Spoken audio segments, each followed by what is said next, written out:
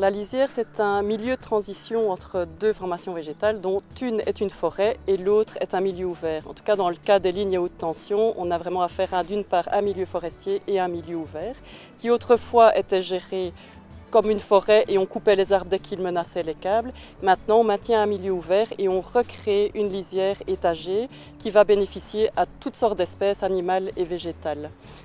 La structure idéale d'une lisière, c'est qu'elle soit très hétérogène, très diversifiée, avec des espèces indigènes, parce qu'on va avoir toutes sortes d'espèces qui vont dépendre de chacune de ces espèces végétales.